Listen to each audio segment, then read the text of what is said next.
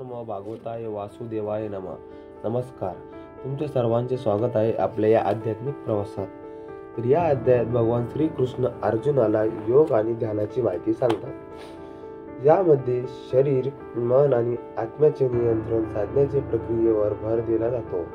अर्जुनाला शंका निरासन करता श्रीकृष्ण योगाच्या माध्यमातून आत्मसाक्षात्कार प्राप्त करण्याचे मार्गदर्शन करतात.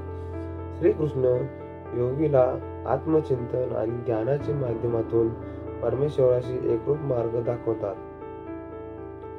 आत्मा आणि शरीर यांच्यात समतोल राखण्याचे महत्त्व स्पष्ट करतात.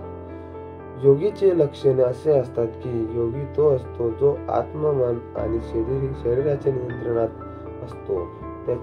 त्याचे लक्ष केवळ परमात्म्य ध्यान केंद्रित असते.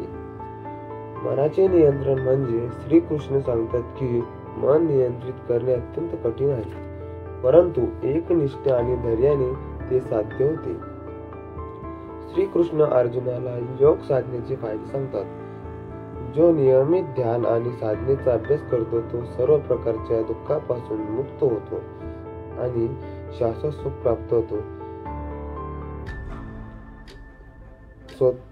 प्रत्येकाने स्वतःला उचलावे आणि आत्मध्यानामध्ये राहावे. आत्म ह्याच आपला मित्र आहे आणि आत्म्याचे आपला शत्रू देखील आहे.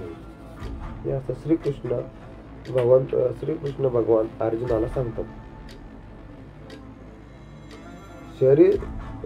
शरीर रथासारखी आहे आणि आत्म त्या रथाप्रमाणे आहे, म्हणून आत्म्याचे नियंत्रण करणे महत्वाचे आहे. या अध्यायामध्ये मुख्य संदेश असा भेटतो की ध्यान आणि साधनेचा अभ्यास आत्मज्ञान आणि शांती प्राप्त करण्याचे सर्वात प्रभावी मार्ग आहे.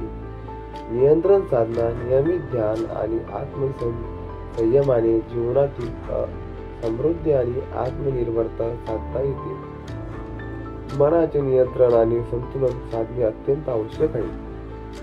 अशा प्रकारे भगवान श्रीकृष्ण ध्यानाचे विविध पैलूत मार्गदर्शन करतात. त्यामुळे व्यक्ती शारीरिक आणि मानसिक स्थितीमध्ये आत्मसाक्षात्कार करू शकतो.